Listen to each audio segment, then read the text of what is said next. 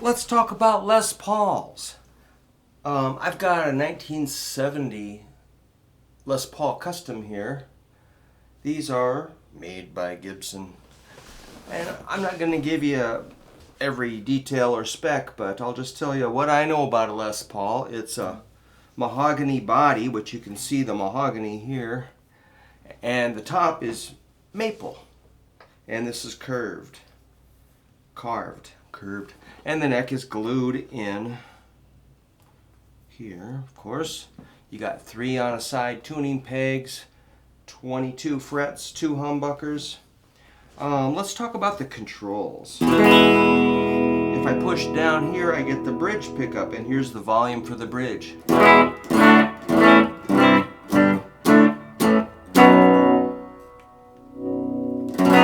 And the tone control for the bridge is right here. Kind of like a wah-wah pedal.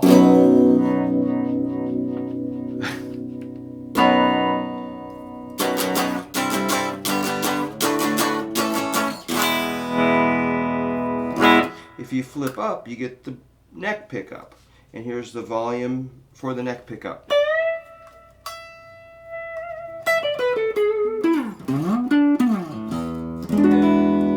And here's the tone.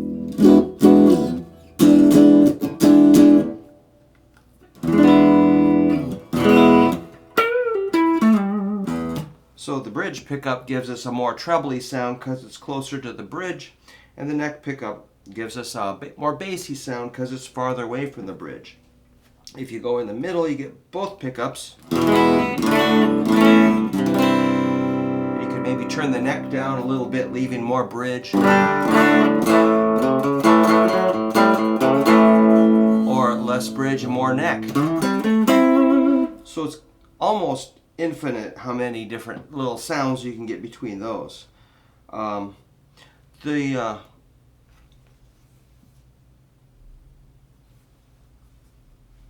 One thing I want to talk about is access to the 22nd fret. I kind of judge guitars, how easy is it to get up high and do some bends. Well, you do kind of hit this wood here with the side of your hand. So you have to maybe bring, let's see, if I was on stage, like, eventually my thumb's going to come around this way.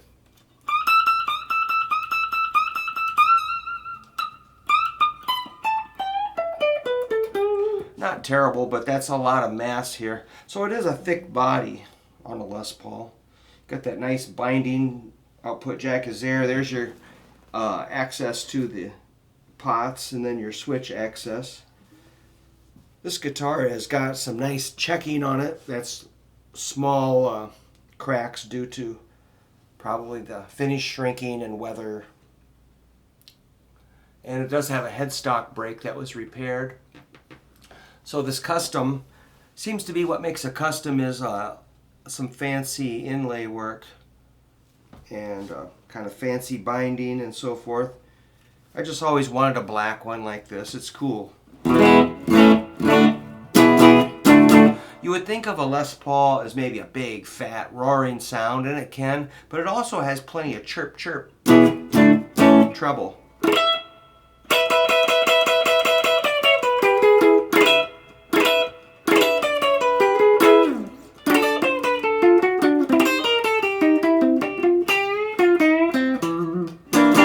Yeah, it's pretty twangy. So let's stomp on an overdrive just for fun, get a little crunch going.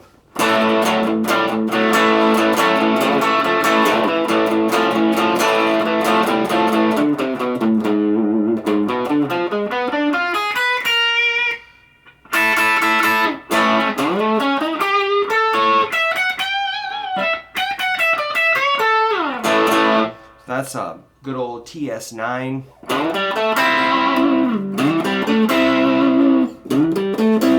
Eric Clapton called it the woman tone when you go to the neck and turn the tone down and maybe add some distortion. Kind of has that creamy, dreamy, super 70s sound. Let's add our nasty kind of a maestro fuzz tone type fuzz.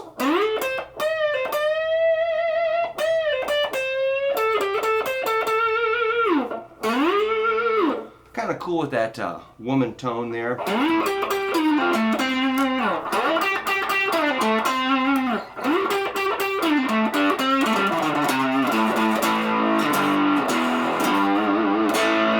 Let's add one more fuzz. Triple distortion.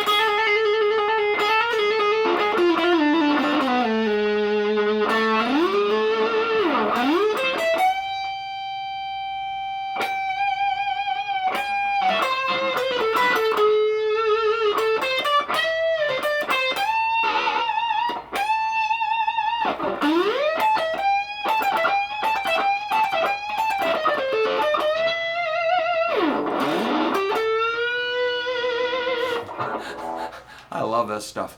So like, you know, I gotta admit, I've changed different string gauges over the decades.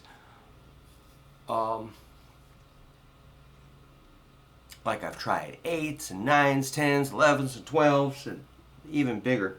Eventually I ended up just saying, hey man, 9s are pretty easy to play. So I think I'm getting a little arthritis in my finger here. And, you know, they say, you know, you need some big fat strings for a big fat tone, but a lot of people say, man, 9s sound really good. So I think this sounds plenty good.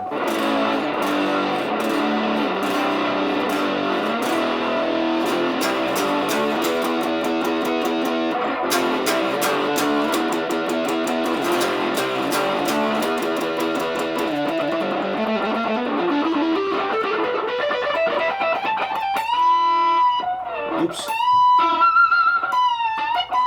Missed. Strike 2.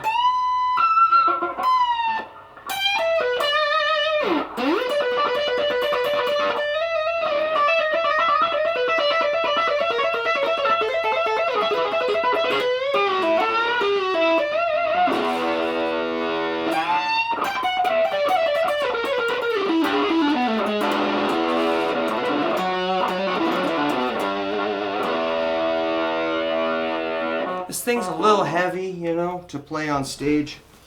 And here, let me give you a little safety tip about Les Pauls.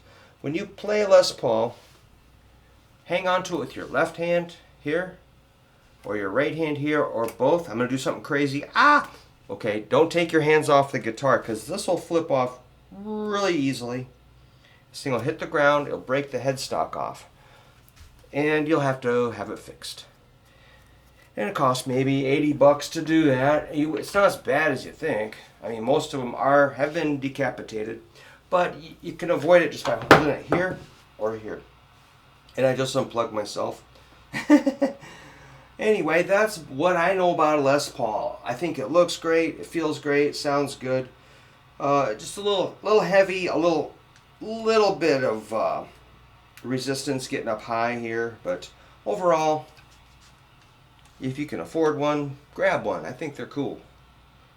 I like the old ones because I like the older wood. I like a little bit of wear on them. I just like the history of an older guitar. But, you know, new stuff is fine. Alright, man. Get practicing, dudes.